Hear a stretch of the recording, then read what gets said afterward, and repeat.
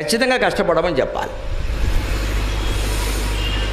అది 20 ఏళ్ళు కూడా దాటే అంతే నిశ్చింత చారిటబుల్ ట్రస్ట్, గొడవ లేదు. ఇంకా నీ దారి నీదే, నా దారి నాదేనైనా చెబుతాం. ప్రాప్తేతు షోడశే వర్షే పుత్రం మిత్రవదాచరేత్. 20 ఏళ్ళు దాటా కుటుంబంలో ఎవరైనా సరే వాడి దారి వాడిది, మన దారి మంది. ఓ మాట చెబుతాం, వినగితే మంచిది, వినకపోతే మరీ మంచిది. సెల్ ఫోన్లోంచి నెంబర్ తీసేసి మళ్ళీ చెప్పక్కర్లేదు ఇంకా.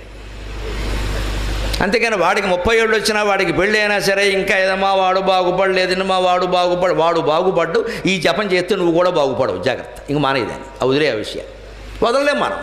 గణపతి దగ్గరికి వెళ్ళి మా వాడిని బాగు చే, నువ్వు బాగున్నావు, ముందు నువ్వు బాగులేవు, వాడిని బాగు చేయమని అడుగుతున్నావు. ఇక్కడ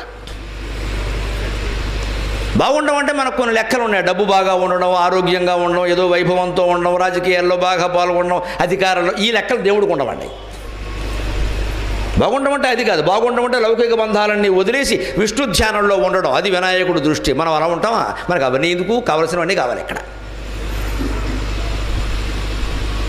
అందుకే హిరణ్యకశ్యపుడు ఇంత జ్ఞాని ఉండి కూడా మరదలకి, తల్లికి, పిల్లలకి, అందరికీ ఉపదేశం చేసిన వాడు కూడా మాయలో పడ్డాడు. మళ్ళీ వైకుంఠపాళి ఆటే, అరుకాశు నోట్లో పడ్డాడు. పడి ఏమైనా సరే విష్ణు అంతు చూస్తా. ఎవరా విష్ణు? వెరువాడ. తపస్సుకి వెళ్ళాడు. అక్కడ పోతన గారు ఓ పద్యం రాస్తారండి. వాడు తపస్సు చేస్తున్నట్ట. ఎలాంటి తపస్సు చేశాడో ఆ ఫలితాలు ఏమిటో చెబుతారండి. వాడు భయంకరమైన తపస్సు చేస్తున్నట్ట. ఏళ్ళు గడిచిపోయే. ఓ పక్క లీలావతి గర్భిణి, ఆవిడకప్పుడే సంతానం కలిగింది. ఆవిడని ఇంద్రుడు బలవంతం చేసే ప్రయత్నం చేశాడు. అక్కడి నుంచి నారదుడు కాపాడాడు, తన ఆశ్రమానికి తీసుకెళ్ళాడు. అక్కడ ఆవిడకి పురుడు పోశాడు. నారదుడు పరిచారికలను పెట్టించి అక్కడ ప్రహ్లాదుడు పుట్టాడు. అద్భుతంగా ఆయన ప్రోగ్రాం ఆయన నడిపించేశాడు. మొత్తం కడుపు క్యాసెట్లు కట్టేసి నారాయణ మంత్రం నేర్పించాడు. ఇంత జరుగుతుంటే ఈ అమాయకుడు తపస్సు చేస్తున్నాడు. ఇక్కడ ముందే జాగ్రత్త పడి ఉంటే బాగుండేది. వాడు తపస్సు చేస్తూ ఉంటే ఉగ్రాచారంతో చేసేటండి. ఉగ్రాచారం అంటే జీవుల్ని చంపి చేసే అమ్మవారి పూజలన్నీ ఉగ్రాచారం కిందే లెక్క. దయచేసి మానుకోండి. మేము మొక్కుకున్నాం మేకనేస్తాం, మేము మొక్కుకున్నాం కోడినేస్తాం, ఇంకోడు నిన్ను మొక్కుకుని వేసేస్తాడు, ఒప్పుకుంటావా? మన పిల్లాడి ఆరోగ్యం కోసమో మన ఆరోగ్యం కోసమో కోడినో మేకనో కోసేసే అధికారం మనకున్నప్పుడు కోడి పిల్లకి అనారోగ్యం చేస్తే మన మొక్కుకునే అధికారం దానికి కూడా ఉంటుందండి. మానవ హక్కులు మానవులకే కాదండి, కోళ్ళకి జంతువులకన్నిటికీ ఉంటాయి. పరమ దారుణంగా ఏకంగా దున్నపోతులు సహా వేసేసి అమ్మవారి బలి నెత్తురు ఉంటే కానీ అమ్మవారి సంత నెత్తురిగా అమ్మవారు అవుతుందా, దెయ్యం అవుతుందా? ఎలా ఆలోచిస్తారండి అసలు? దేవుడి పేరు మీద జీవహింస చేస్తున్నాము అంటే దైవభక్తిలో అనాకాసు మనకు తెలియనట్టే లెక్క. వైదిక ధర్మం ఈ జీవహింసకు మొత్తం వ్యతిరేకం. ఎక్కడా లేదు ఈ జీవహింస చేయమని. మనమే పెట్టుకున్నాం ఇవన్నీ కూడా. ఎందుకంటే మనం ఆలోచన ఎందుకు వస్తుందో చెబుతున్నా. బ్రాహ్మణ చేయడు ఈ పని. శాకాహారం తినేవాడు చేయడు. వాడు పప్పు తింటాడు, పప్పే పెడతాడు అక్కడ. కక్క మొక్క తినేవాడు ఏం చేస్తాడు? మనం తింటున్నాం, అమ్మవారికి పెట్టకపోతే ఎలాగా? నువ్వు తింటే అది పెట్టాలా? నువ్వు తిన్న గడ్డెల్లా ఆవిడకి పెట్టాలా? అసలు మనం తినడమే తప్పు, మరి ఆవిడికి పడ్డ ఇంకో తప్పు. ఇక్కడ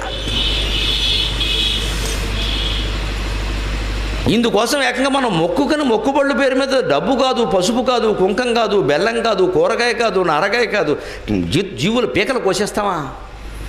అది ఏడవట్లేదా? అది రోధించట్లేదా? దానికి తల్లి లేదా? దానికి పిల్లలు లేరా? మనకు ఏదైనా ప్రమాదం జరిగితే మాత్రం అబ్బా రోదన మిన్నంటింది అని మనం రాస్తాం. ఇక్కడ ఆ కోడిపిల్ల రోదన లేదా? ఆ మేకపిల్ల రోదన లేదా? ఇదే విష్ణువు అంటే ఆ మేకపిల్లలో విష్ణువు లేడా? ఆ కోడిపిల్లలో విష్ణువు లేడా? నీ ఒక్కళ్ళోనే ఉన్నాడా? నీ అవసరాలు కోసేస్తావా? ఈ కనీసప్పుడు ఆలోచన మనకి లేకుండా దైవభక్తి ఏమిటండి? అదే ఉగ్రాచారం అంటే. ఇంకా ఈవేళ అనేక రకాల టీవీల ద్వారా ఈ ఉగ్రాచారాన్ని, ఈ క్షుద్రదేవతారాధనని ప్రోత్సహిస్తున్నారు. మీకు తొందరగా జరిగితే 21 రోజుల్లో డబ్బులు వాపసు. అదే ఉగ్రాచారం అంటే. వాడు జోలికి వెళ్ళకూడదు, కనపడితే గోమె కొట్టాలి. డబ్బులు వాపసు ఇస్తాడు, వ్యాపారం చేస్తాడు దేవుడితో. వాడు పంజరకపోతే డబ్బులు వాపసు ఇస్తాడు. Is it A business? మొత్తం జరుగుతున్నాయండి. టీవీలో వాళ్ళు వేస్తారండి హాయిగా, ఆధ్యాత్మిక ఛానల్స్ వాళ్ళే. ఎందుకంటే వాళ్ళకి డబ్బులు కావాలి. ఓ పక్క మళ్ళీ సాయంత్రం అయ్యేసరికి నేను కావాలి, చాగంటి వారు కావాలి, సామవేదం వారు కావాలి, పొద్దున మొత్తం వ్యాపారం నడవాలి. అని నడవాలి. సాయంత్రం ఒక 2 గంటలు జ్ఞానం, 22 గంటలు అజ్ఞానం. నమశివాయ. మా కర్మ మాకేంటంటే మేము ఆ టీవీల్లోనే చెప్పాలి. మాకు ఇంకో మార్గం ఎక్కడుంది? మరి స్వచ్ఛమైన టీవీ ఇంతవరకు నాకు కనపడలేదు. ఇగో పైడిపర్లో ఈ మైకు ఒకటే స్వచ్ఛం, అందుకే ఇక్కడ మాట్లాడతాను. వేస్తారా జ్ఞానం అని. 22 గంటలు అజ్ఞానమే. అంకెలు మార్చుకో, అక్షరాలు మార్చుకో, ఇల్లు మార్చుకో, ఇళ్ళని కూడా మార్చుకో, అవసరమైతే బుద్ధి మార్చుకోమని ఒకటి చెప్పడం. లేకపోతే నువ్వు రా నేనే మార్చేస్తా, నీ పేరు మార్చి ఏ తీసేయి పీ పెట్టేయి. ఇదంతా క్షుద్రాచారం, ఇదంతా ఉగ్రాచారం.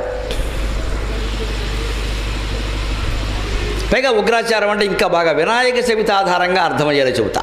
వినాయకుడి కోసం పెద్ద పందిరేస్తాం మనం. గుడి ఉన్న చోట వేరు, మామూలుగా పందిరేస్తారు, ఎక్కడ రోడ్డు మీద పందిరేస్తారు, పెద్ద పెద్ద విగ్రహాలు పెడతారు. కరెంటు కావాలి, ఏం చేస్తాం మనం వెంటనే చాలా తెలివైన వాళ్ళం. ఎందుకంటే వైరింగ్ లాగి మీటర్లు పెట్టి ప్రభుత్వం పర్మిషన్ తీసుకుంటే చాలా పెద్ద వ్యవహారం అది. అందుకని శుభ్రంగా వెళ్ళి పోలు మించి వైర్లా లాగేసి వినాయకుడు తొండం కింద పెట్టేసి బల్బులు పెట్టేస్తాం మనం.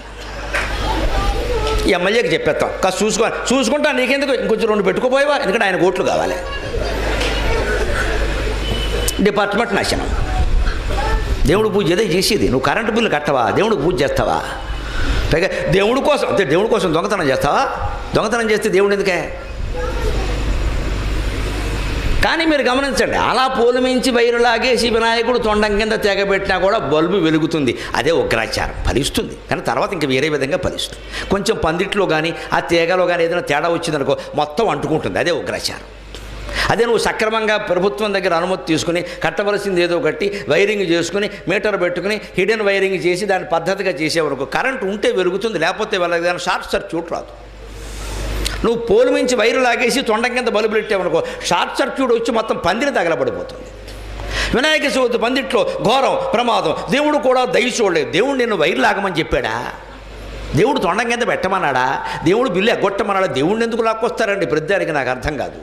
మనం చేసేవన్నీ వెర్రిముఖం వేసుకుని ఆయన చూస్తుంటే మన బుద్ధి పాడైపోయి మనం 100 రకాలు చేసుకుంటామా? దీనికి దేవుడు దయ అంటే నువ్వు దొంగతనం చేసి కరెంటు లాగితే నిన్ను దేవుడు కాపాడాలా? దేవుడు ఉన్నది అందుక. మనమే వ్యాఖ్యానాలు అన్నిటికీ. 50 మంది ఎక్కాల్సిన బస్సును 100 మంది ఎక్కారు. ఏమైందండి? 60 మంది పోయారు. 60 మందిని కొండగట్టు ఆంజనేయ స్వామి ఎక్కమన్నాడా? అసలు మిమ్మల్ని కొండకు రమ్మన్నాడా ఆయన? దారి కాని దారిలో బస్సు వెయ్యమన్నాడా? అందులో కూడా విచిత్రం, నాకు ప్రత్యక్షంగా చూసిన వాళ్ళు చెప్పారండి. డ్రైవర్ బ్రేక్ వేసే చోట 20 మంది నుంచున్నట్టమ్మా. వాడు బ్రేక్ వెయ్యాలా వద్దా? బ్రేక్ ఫెయిల్ అవ్వడానికి కారణం అది. బ్రేక్ పట్టుకుని వేసే చోట డ్రైవర్కు రాడ్ ఉంటుంది ఇలాగ ఆర్టీసీ. ఆ రాడ్డు పక్కనే 15-20 మంది నుంచున్నారండి. అలాగా ఏం కదా అన్న పోనీ ఏమైంది? అందరూ పోయారు, వాడు కూడా పోయాడు. దేవుడు యాత్ర కడుతుంటే పోయారమ్మా. దేవుడు కూడా కాపాడు. మిమ్మల్ని అందరం యాత్ర చేయమని ఆయన చెప్పాడు. నోరు మూసుకుని ఇంట్లో పని చేసుకోండి అని చెబితే అమరనాథ్ దగ్గర నుంచి అంబాజీపేట వరకు మనమే వెళ్ళిపోతాం. ఏదైనా ప్రమాదం జరిగితే మాత్రం దేవుడి మీద తోసేస్తాం. ఎవడెళ్ళమన్నాడు నిన్ను? నీ ఇంట్లో దేవుడు ఉన్నాడరా, నీ ఒంట్లో దేవుడు ఉన్నాడరా, నీ ముందు నీ ప్రవర్తన సరిగ్గా చూసుకుని అబ్బే కుదరదు, నువ్వు అక్కడే ఉండి నేను వస్తా అంతే.